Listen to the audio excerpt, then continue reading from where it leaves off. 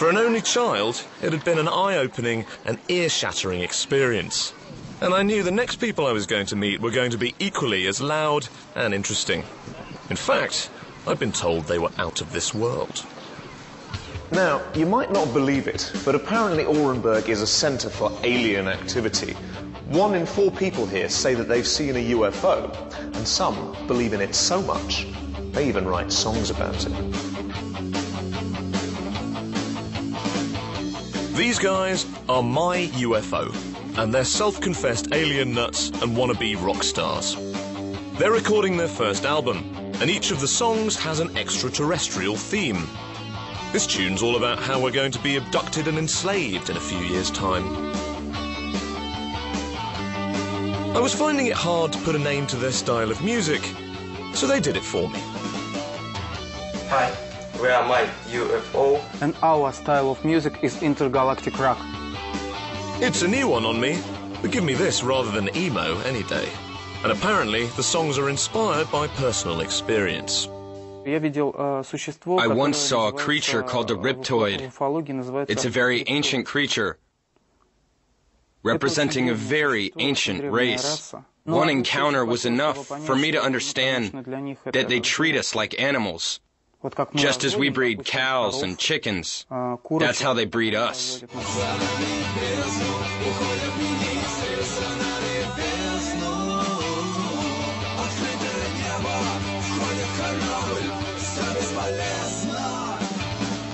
Pretty scary stuff, so just be careful. You might get to see Russian music's next big thing in Orenburg, but make sure you keep your eyes on the skies. Thanks, guys, that was really awesome. Cheers, good luck. Bye. Aliens. Yeah, right.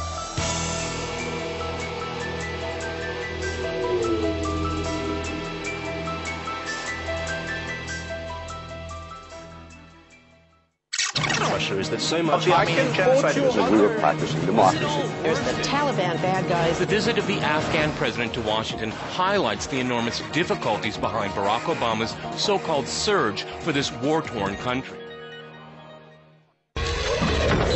Every month we give you the future. We help you understand how we'll get there and what tomorrow will bring. The best in science and technology from across Russia and around the world. Join us for Technology Update on RT.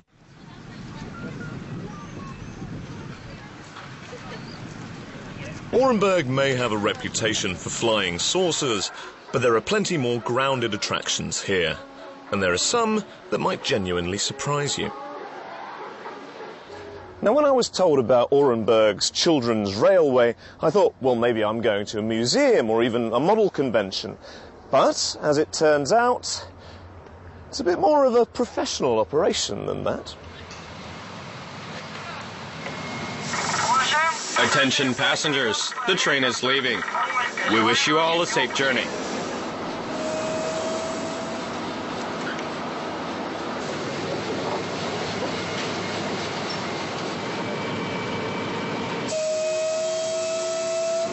Yes, this really is a functioning railway, where all the staff, from the drivers to the ticket collectors, are 16 or under. And it works. It's not often I put my life in the hands of people who are still getting pocket money rather than a salary, but as you can see, this is a pretty popular service. And in fact, there's been a railway running here for the best part of 60 years. And you can still take a trip into the countryside for the equivalent of about 50 cents. Один chance. Спасибо.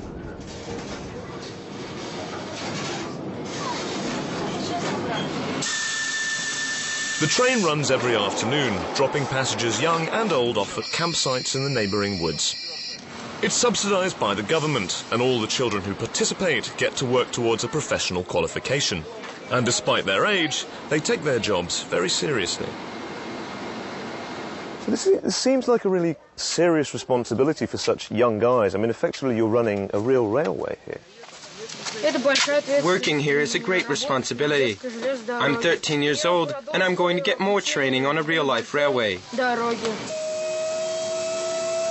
With such conscientious employees, this is a railway that seems to be in good hands. And exactly 30 minutes later, we were back at the station.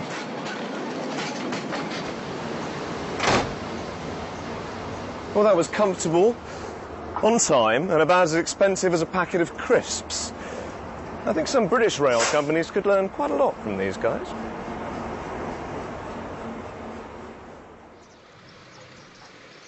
And if children running a railway system isn't exactly something you'd expect to find in the middle of Russia, neither is the local wildlife. Such big birds, such small brains. But clever enough to... yeah, hello.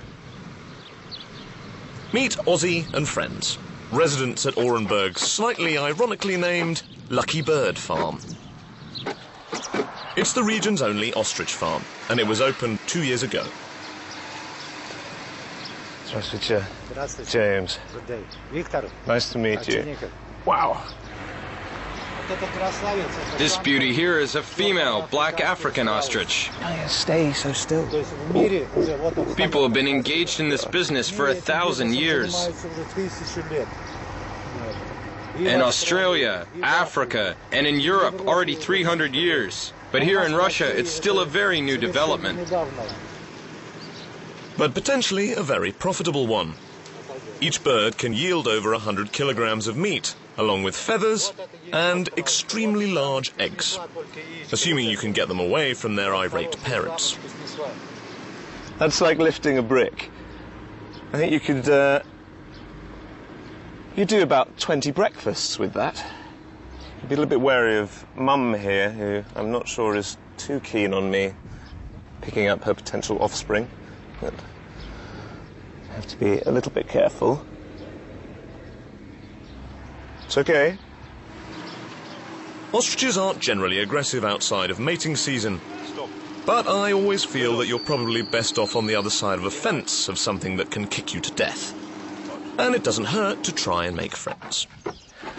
As you might expect, the world's biggest birds have a pretty big appetite. These are only the babies, and each one of these guys eats 9 times a day and can go through 2 kilograms of food each. So, I thought I'd bring them a little snack. And hopefully, no one is going to bite my hand off here. And it's not just ostriches who live here. There are peacocks, pigeons, and an extremely stylish brood of Chinese chickens. And if you get tired of your feathered friends, there are plenty of furry ones too. Assuming you can handle the overload of cuteness. Oh, yes. Right. This is Daddy Rabbit. His name is Gosha, and I think he may be the biggest bunny that I've ever seen. You'd certainly need a lot of carrots to keep him happy, wouldn't you? And once you've made sure that the animals have had their lunch, you can pop into the farm cafe for yours. I think it would have been wrong to come to an ostrich farm and not try a little bit of what's on offer. So now that our egg has been drilled and scrambled, you get an omelette, enough to feed 6 people, with plenty of room for seconds. A hearty meal by anyone's standards, but ostriches aren't the only unusual animals making an appearance on Orenburg's farms. But to find them, you need to take a trip out into the wilderness. Now, Orenburg is right on the Kazakhstan border, and you don't have to drive far before you find yourself deep in the Russian steppe.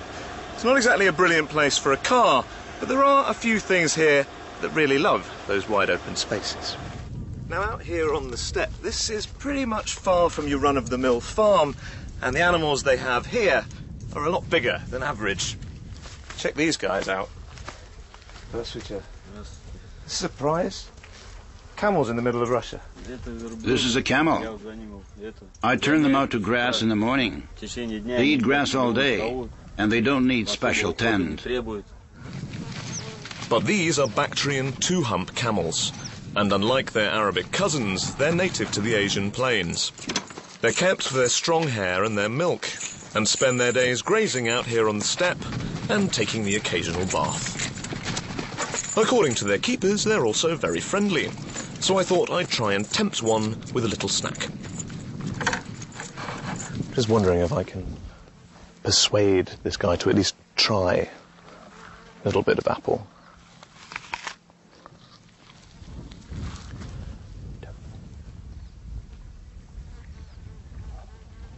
I'm not sure he liked that. No dessert. I'm going to leave him to his main course, I think.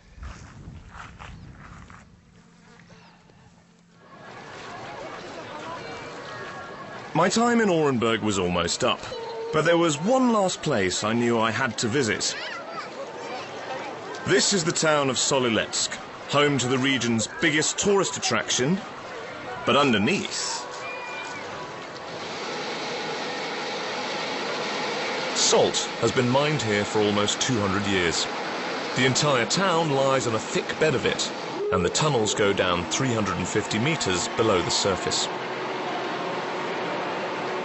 Never been down a mine shaft before, so I'm a little bit nervous.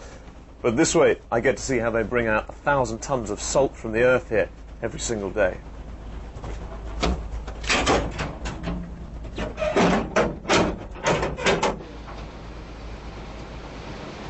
See you at the bottom. It's a long way down, and it's easy to walk for what seems like hours here without seeing another person. The air is so dry and thick with salt, you can actually taste it. It's really eerie down here. I never imagined that a mine would actually be so quiet that you could really hear a pin drop here. And it's pitch black. The tunnels extend for miles in every direction, and it was a big relief when I finally saw something up ahead. We'd made it to the heart of the mine, and the day's salt harvesting was about to begin. This machine almost acts like a giant razor, literally shaving away the salt from this huge block so it can be collected and transported to the factory for processing. But I think I'd better get out of the way before it starts to do some real damage. Tons of salt are gathered in every batch before being dropped through a hole and onto the mine's conveyor system, which takes it up to the surface. I was pretty happy to get above ground and into the processing factory myself. Machines separate the salt into degrees of purity, and then it's just time for the finishing touches. So this is where everything ends up once the salt has been mined, sorted. It can then be bagged, sealed up, and it's ready to go on your chips. But these salt deposits aren't just big business. They're also the perfect place to head for a little R&R. Oh, I do like to be beside the seaside. Oh, I do like to be beside the sea. Except that's my tough luck, really, because we're actually several thousand kilometers away from the coast here. But Orenburg does have the next best thing. These are Soliletsk's salt lakes, and when the sun's out, this is the place where everyone comes to work on their tan. Now, this lake is actually more than 30% salt. It's sort of like Orenburg's answer to the Dead Sea, which means that when you're in it, you just pop around like a cork. Perfect if you want to enjoy the latest trashy paperback. But one little bit of advice, you really don't want to shave before you get in here. It's just a bad idea. And if you're not up for swimming, there are plenty of more unusual activities to try. Just shows you how salty these lakes are. I was only in the water for about 10 minutes. I'm absolutely covered with the stuff. But that's not the only treat that the Orenburg salt lakes have in store for tourists here. There's another place that's a firm favourite. But if you want to really enjoy it, you've got to get your hands dirty. And a whole lot more. Because if you're going to have a mud bath, you've got to do it properly. And hundreds of people take the time to get thoroughly filthy in this open-air health spa. So, apparently, this mud is so full of minerals and it's supposed to cure absolutely everything. And...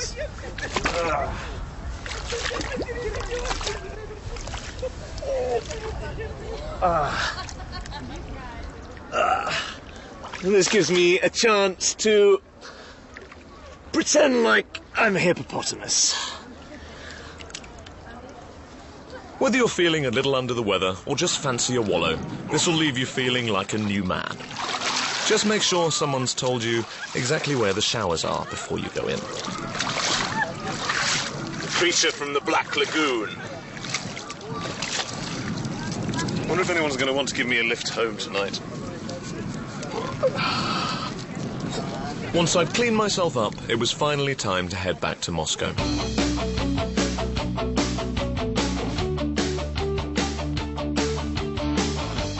Orenburg really is somewhere you can expect the unexpected, where you can get business tips from a group of children,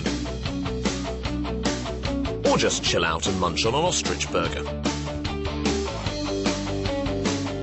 But it's also one of the country's most diverse regions, and a place that provides a real flavor of a modern multicultural Russia.